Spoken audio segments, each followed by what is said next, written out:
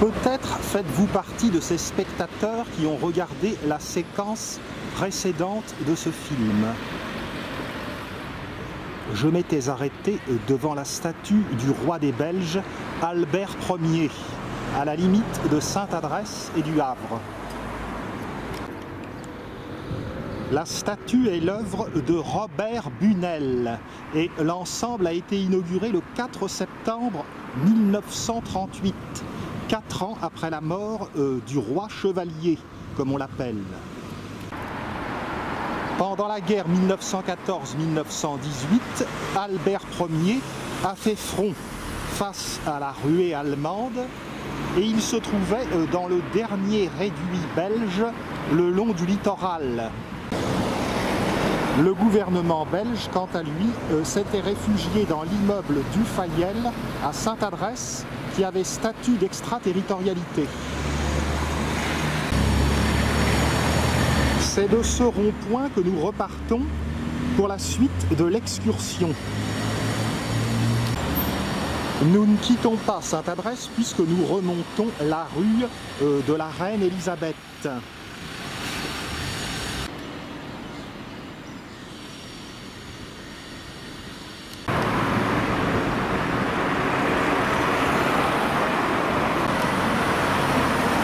Direction l'église Saint-Denis de Sainte-Adresse et le parc de la Roseraie.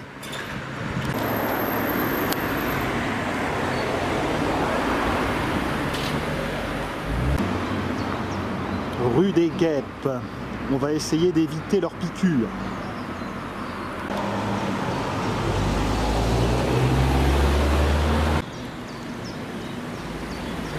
Joli petit pavillon.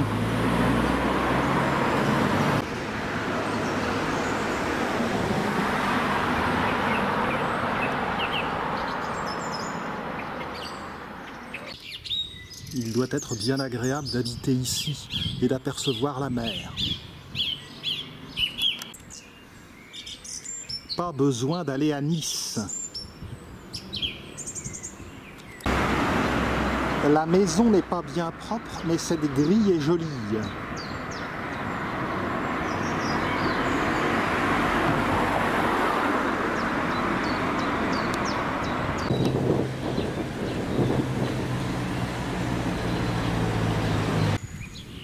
Les palmiers que je vous ai montrés étaient ceux de l'espace Claude Monet, bâtiment de la bibliothèque.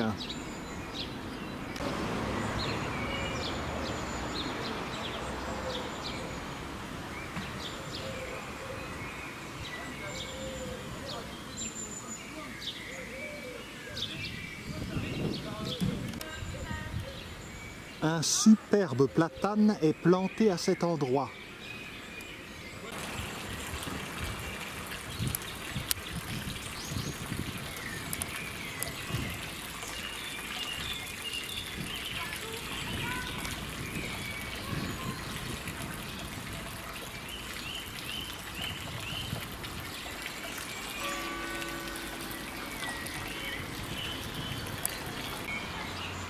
Il y a même des bananiers qui poussent à cet endroit.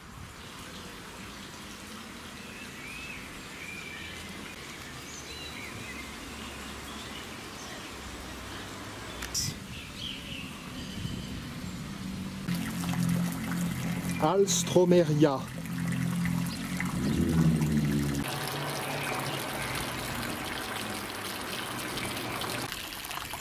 Depuis l'espace Claude Monet où je suis, se déploie une vue charmante, avec à droite la mairie de Sainte-Adresse. Reprenons notre route et passons donc devant la mairie. Rue Joseph de Kérent. C'est un maire. Au cas où vous ignoreriez que l'entrée c'est là.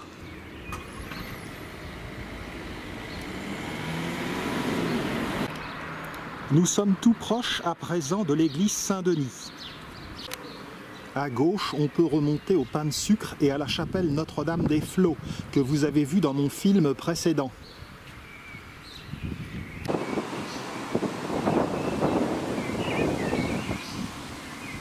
Derrière la mairie. Des érigérons poussent sur les murs. La nature se saisit de tout. Me voici parvenu au niveau de l'église Saint-Denis de Sainte-Adresse. Je rappelle pour mémoire que Sainte-Adresse s'appelait autrefois Saint-Denis chef de co.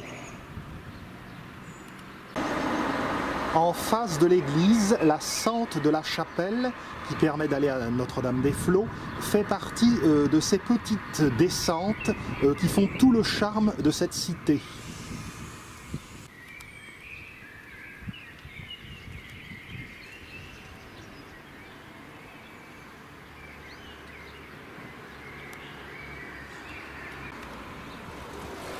Belle maison en pierre et en colombage par ici. Le parc de la Roseraie, qui abrite un EHPAD, est tout proche de cette place Masquelier où nous sommes. Allons y jeter un petit coup d'œil. L'intérêt du parc de la Roseraie, c'est qu'il est très boisé.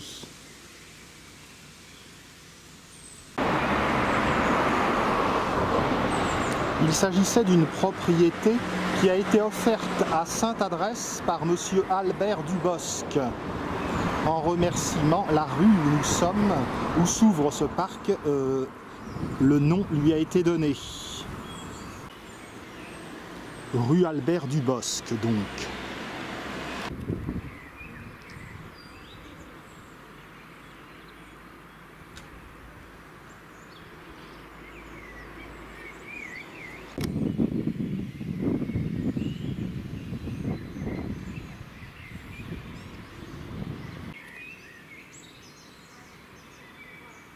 L'entrée du parc. Un beau ginkgo biloba, l'arbre aux 40 écus, pousse ici. Les feuilles bilobées de cet arbre contiennent des principes, des ginkgolides, qui ont une action sur la circulation sanguine cérébrale et, paraît-il, sur la mémoire. C'est assez discuté.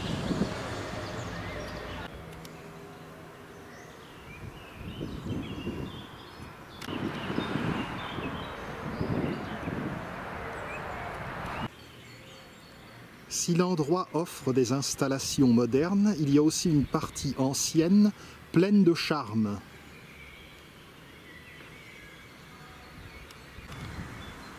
Il s'agit de l'ancienne propriété de M. Albert Dubosc, celle qu'il a léguée à Sainte-Adresse en 1945.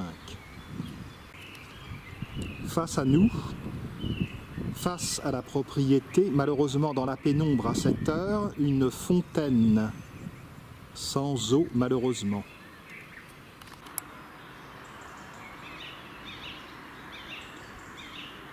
Le parc de la Roseraie justifie son nom.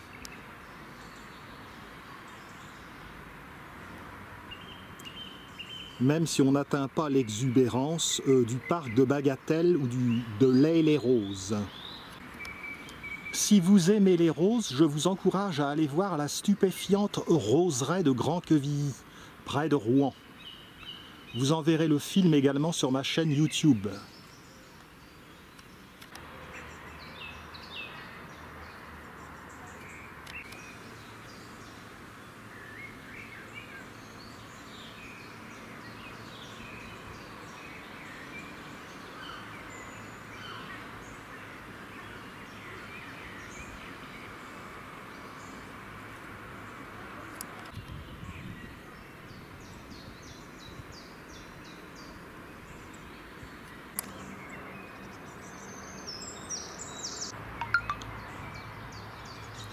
Une belle glycine sur le mur, malheureusement déjà défleurie.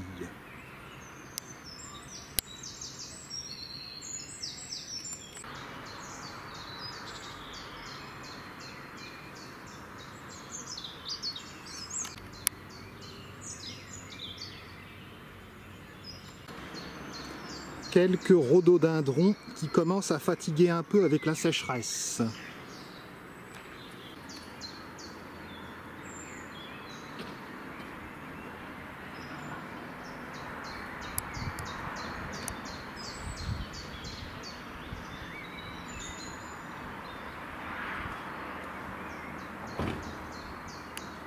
À présent, nous allons redescendre dans la rue Albert Dubosc.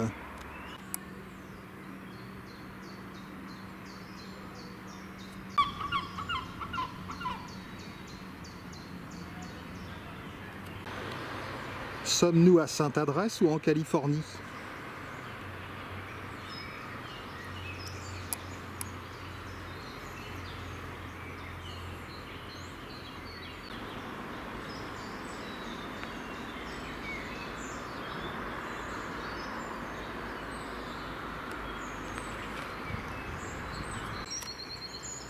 Beaux bâtiments et arbres vraiment magnifiques dans ce parc.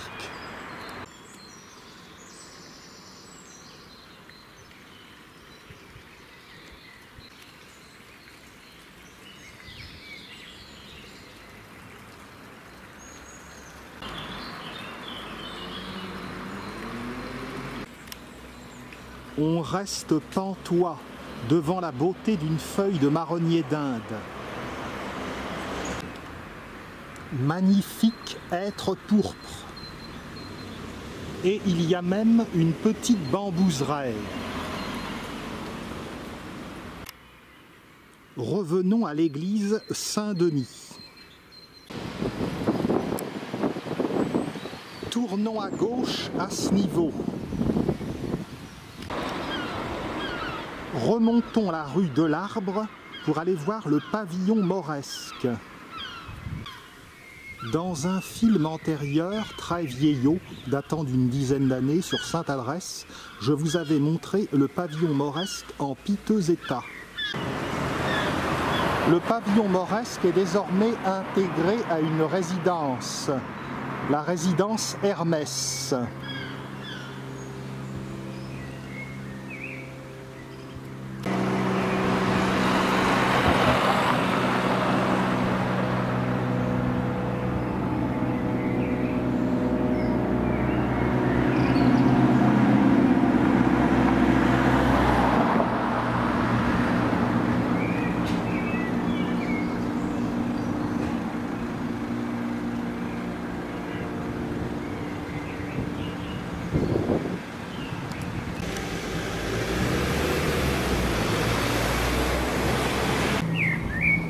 En face du pavillon mauresque, on aperçoit sur la colline, de l'autre côté du vallon, la chapelle Notre-Dame des Flots.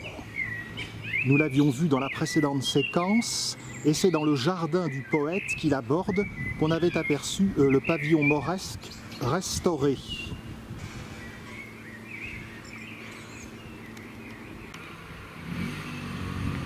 Le pavillon mauresque vu sur le flanc.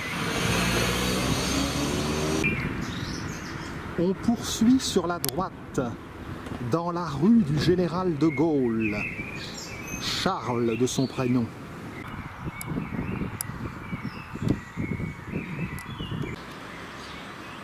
De ci, de là, des petites maisonnettes noyées dans la verdure et qui font tout le charme de Sainte-Adresse.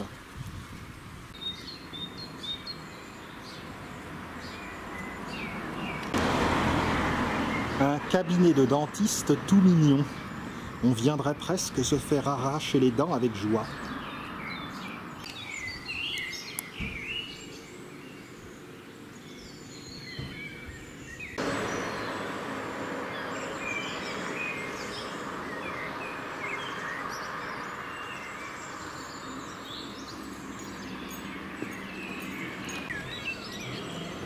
Les deux arbres au-dessus des roses, ce sont encore des ginkgo biloba dont je vous parlais tout à l'heure.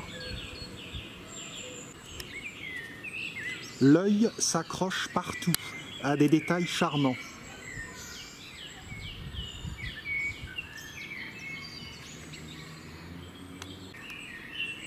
Je continue le long de la rue du Général de Gaulle dans la direction de la rue des Guêpes.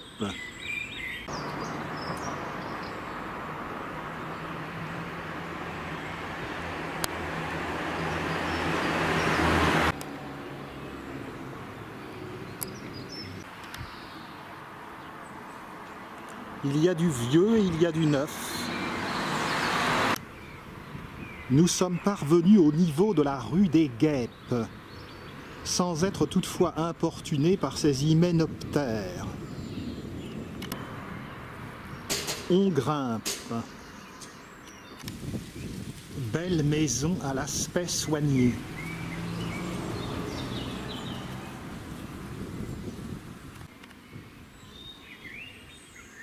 Excusez mon ignorance, je serais incapable de vous fredonner un air de Georges Taconnet, et ça vaut peut-être mieux.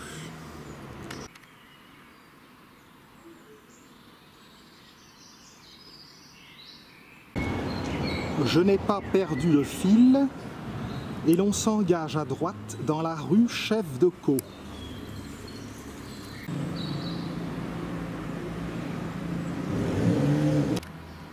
Il faut entendre par chef de Caux, tête de Caux ou pointe de Caux. Il ne faut pas oublier que Sainte-Adresse se situe à la limite occidentale extrême du plateau cauchois.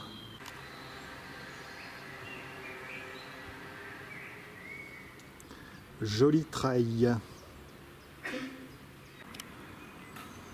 Les propriétés magnifiques s'enchaînent le long de la rue Chef de Caux.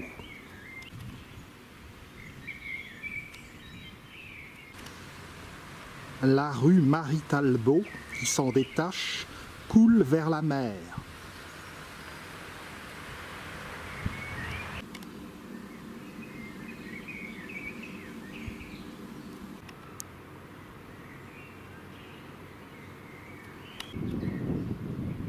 Un côté italianisant.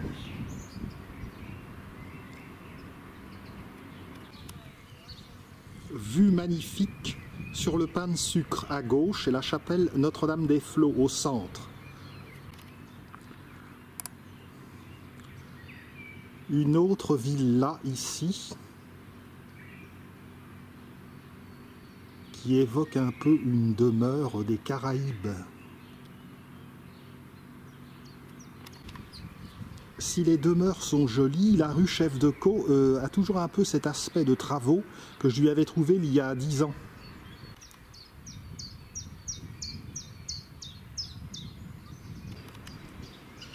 Échapper vers la plage du Havre, même si ce n'est pas l'endroit le plus glamour pour le point de vue. Au premier plan, la villa de l'écrivain Armand Salacrou.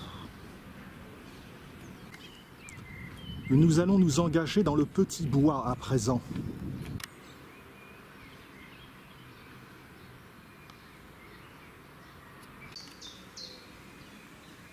Avec la chaleur d'aujourd'hui, le temps est un peu brumeux. Dans cette direction se trouvent les jardins suspendus du Havre, qui se trouvent dans l'enceinte du fort de Sainte-Adresse. En dépit de son nom, ce fort est bien sur la commune du Havre. Regardez comme la nature est bien faite. À cet endroit pousse un érable. Et voici les graines qui sont munies d'ailes. Ainsi, elles sont emportées par le vent et de nouveaux érables peuvent pousser à droite et à gauche. La canopée.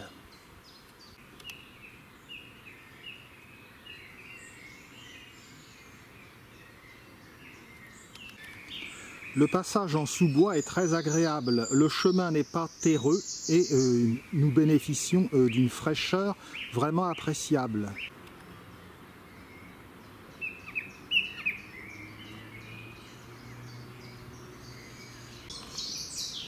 On trouve vraiment tous les types de découpage de feuilles. Jusqu'ici, le chemin était en pente douce. Il s'aplatit à présent.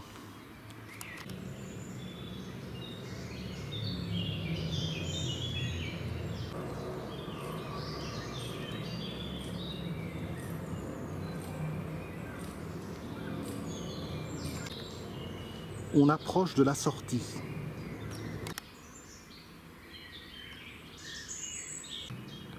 Au sommet, on tourne à droite.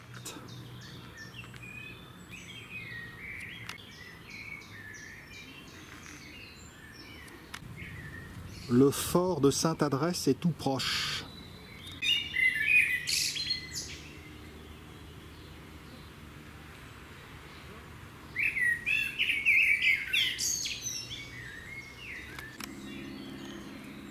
à cet endroit l'entrée d'une roseraie, d'un jardin extérieur du fort de Sainte-Adresse.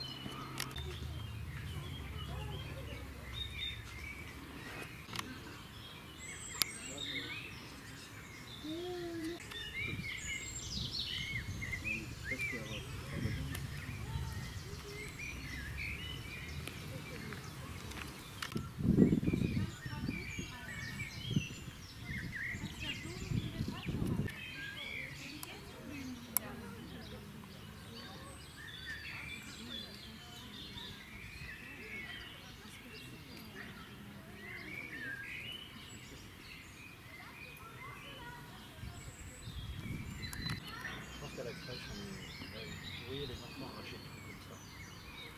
Elle a pas mal pleuré. Hein. Ah bah là, Tu vas partager ce que tu fais.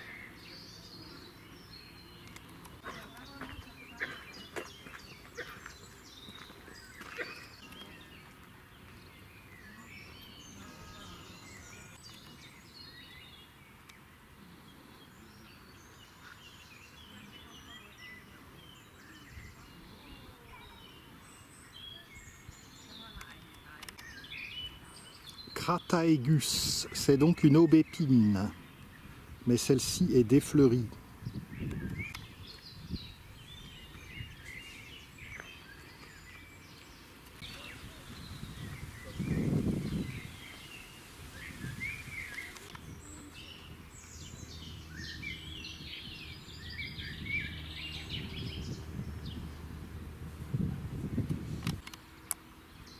Le clocher que vous apercevez est celui de l'église de Senvic, l'un des villages annexés par Le Havre dans les années 1950.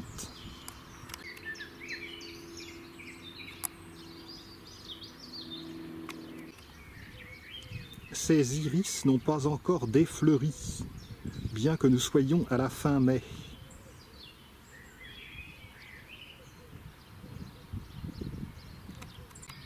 De l'autre côté du mur et de la rue Albert-Copieux se trouve le cimetière de Sainte-Adresse.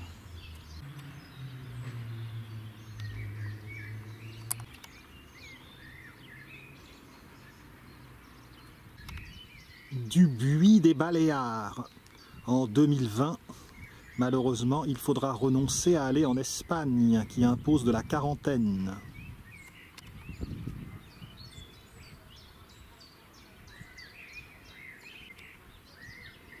Et les curieux Cnifophia. Rose crêpe de Chine. Regardez si celle-ci est fouillée.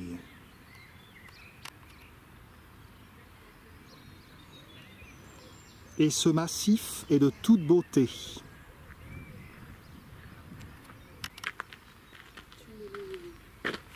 c'est le grillage. Ouais, ça fait un peu. Hein. Je ne savais pas que les Cnifophia étaient des tisons de Satan.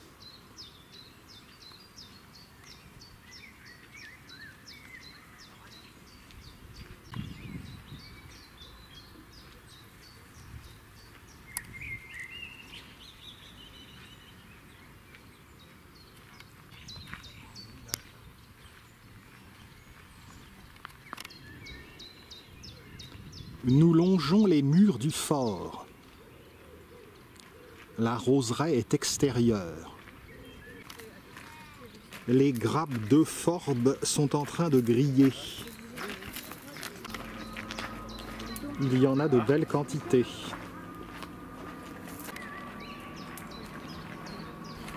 Les gens sont heureux de venir s'oxygéner ici après 2 mois de confinement. En sortant de la roseraie, nous nous trouvons rue Albert-Copieux. Les jardins suspendus du Havre possèdent ce logo.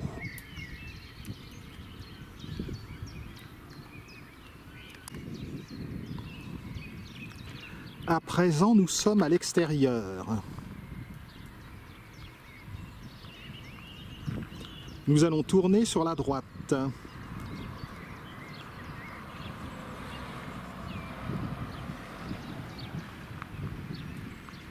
Église de Senvic.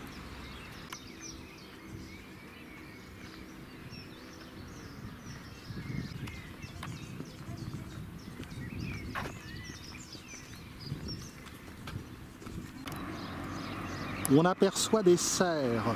Ce ne sont pas celles qui se visitent.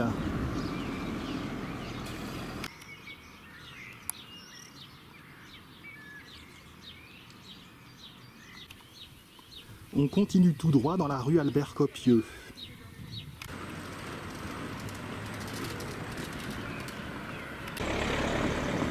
La rue Bélanger mène à l'entrée sud du fort. Sur la gauche, le regard est attiré par un superbe bouquet de céanotes.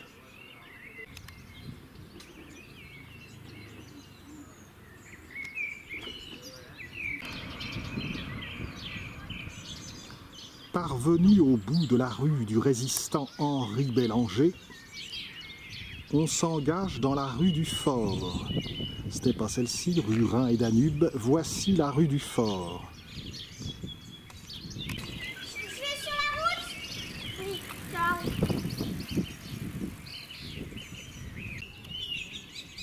Voici un édifice que vous devez commencer à reconnaître si vous suivez mes films sur le Havre.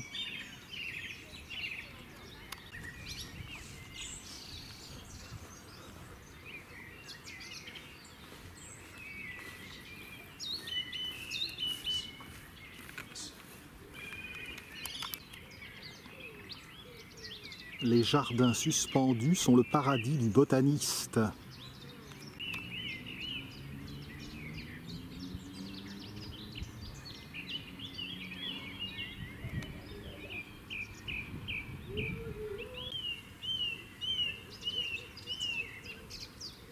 Comme le fort de Tourneville, le fort de Sainte-Adresse fait partie de cette ligne de fortification qui a été édifiée sous le Second Empire.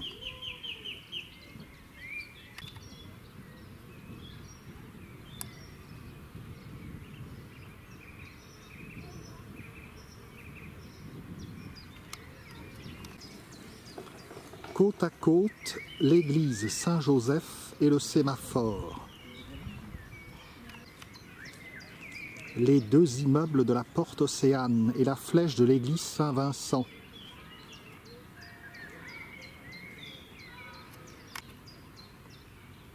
On progresse vers l'entrée sud du fort.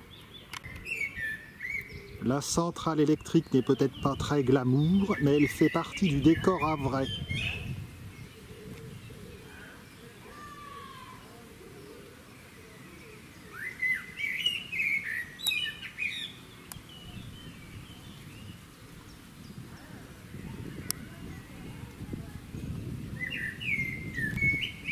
La corniche normande en toile de fond.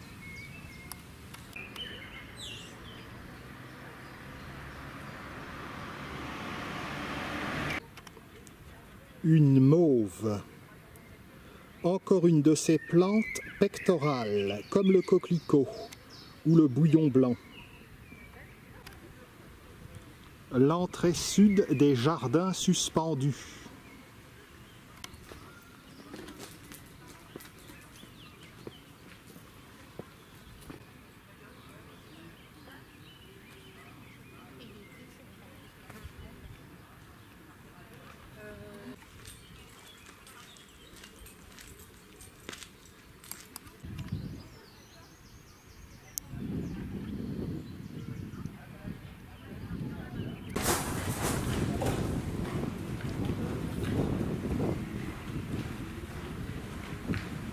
Le déconfinement n'est pas encore total.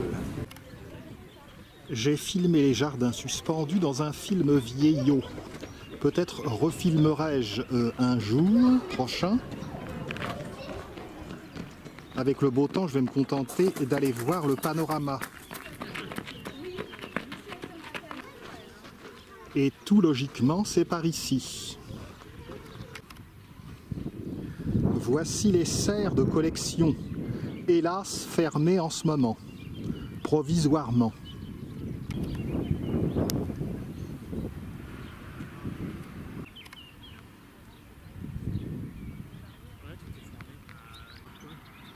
Voici du thym. Moi, je prends régulièrement une tisane de thym avec du miel et je ne suis jamais malade l'hiver. Grâce au thymol, principe actif du thym, antiseptique, respiratoire et digestif.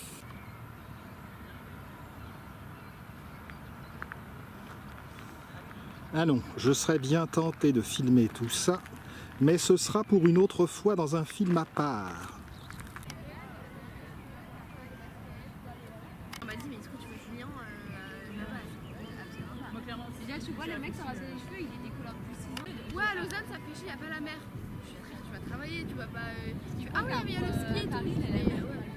On va faire le ski, ça va, tu vois les moyens. Et tu sais, quand on est allé à Lausanne, il demandait à tout le monde est-ce que vous allez au ski souvent et tout? Le reste en mode bah non, on travaille. Et ah merde. Ah, mais Julien est un bon exemple. Et oui. Ouais. En fait, je crois qu'il l'a pas. En contrebas, on a aussi un panorama où l'on n'a pas besoin de rentrer dans le fort.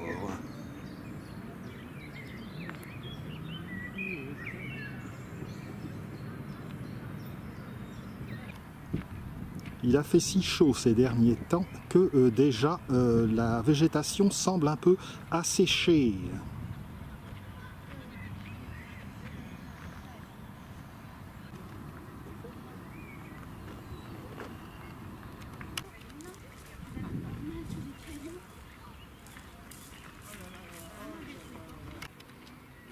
Rendons hommage aux courageux jardiniers qui s'occupent de l'endroit. Donc voilà, ne vous étonnez pas que la visite soit si courte, car l'endroit est vaste et mérite un film à part ultérieur. Et en attendant, vous pouvez toujours consulter mon film datant d'une dizaine d'années. Ressortons pour la suite du circuit.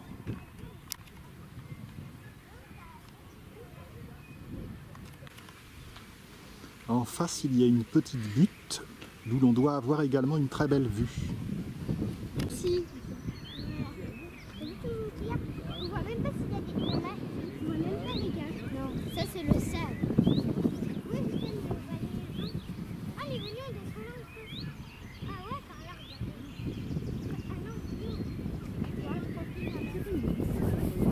Ah, mais en même temps, ici, on dirait qu'il y avait des chevaux avant. Non, des moutons. Ah. Parce que là, j'ai tout moi. Hein? Sous mes chaussures. Oui, tu vois la mer, hein? Ah, ouais, tu viens? J'ai faim, et après je voulais partir.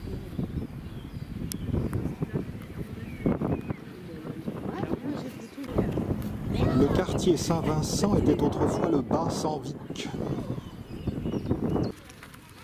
Le circuit descend la rue du Fort, mais il n'est pas interdit d'aller à l'extrémité occidentale du fort de Sainte-Adresse, en attendant. Manifestement, le fort a souffert des aléas de la guerre.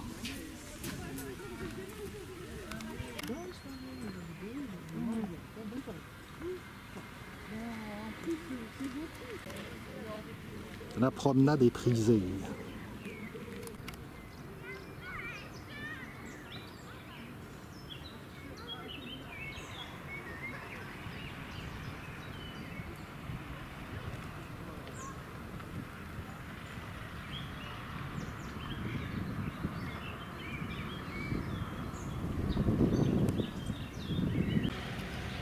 À cet endroit, on aperçoit bien les deux immeubles qui constituent la porte Océane, l'extrémité de l'avenue Foch, son ouverture vers la mer.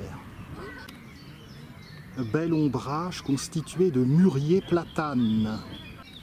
Les fruits du mûrier platane sont en voie de formation, mais en mai, il est encore un peu tôt.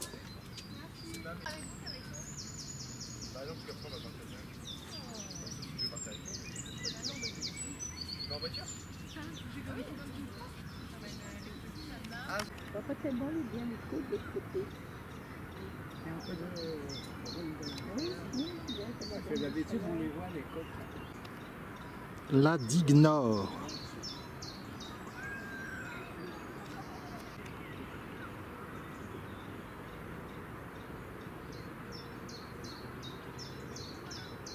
La Seine est parvenue au terme de ses 776 km depuis le plateau de Langres. Savez-vous que les sources de la Seine appartiennent à la ville de Paris? Un petit escalier nous permet de retrouver la rue du Fort.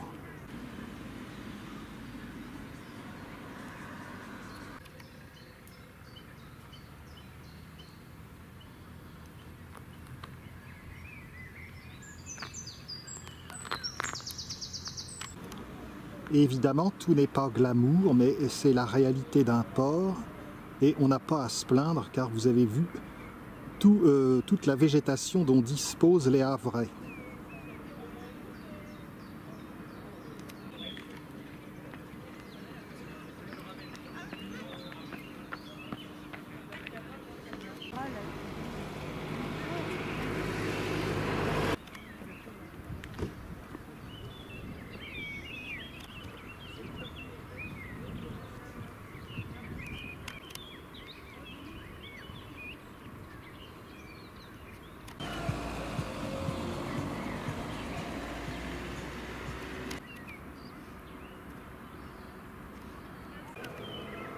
On aperçoit le port de plaisance du Havre.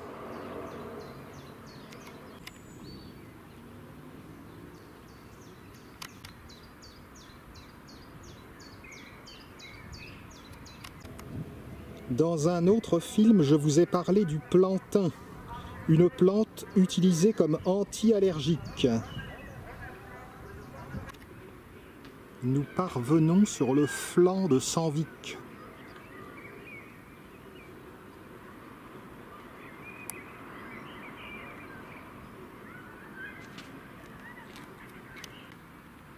Le restaurant Country Club offre une belle vue pour la clientèle.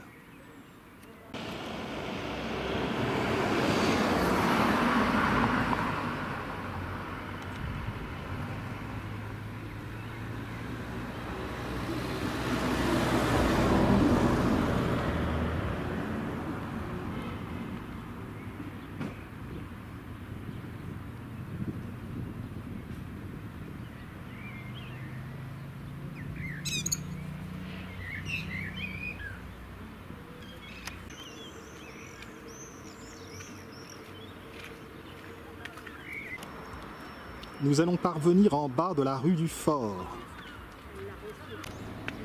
Immeuble moderne à ce niveau. La rue du Fort coupe la rue Cochet.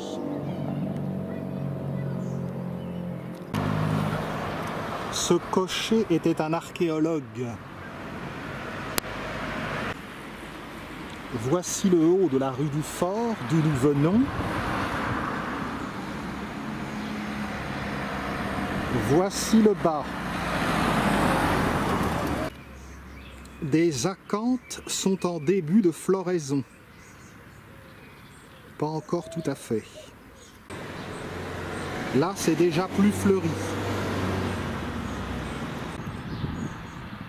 Petit paysage de quartier, pas touristique, mais charmant.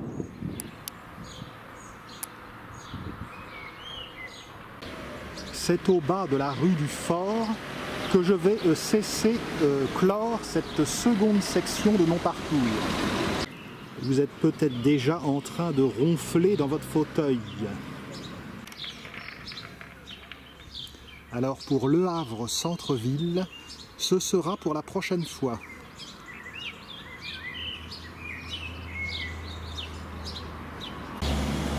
C'est par cet escalier que se poursuivra la visite. Et par cet après-midi très chaud, vous comprendrez que j'ai envie de marquer une petite pause, moi aussi.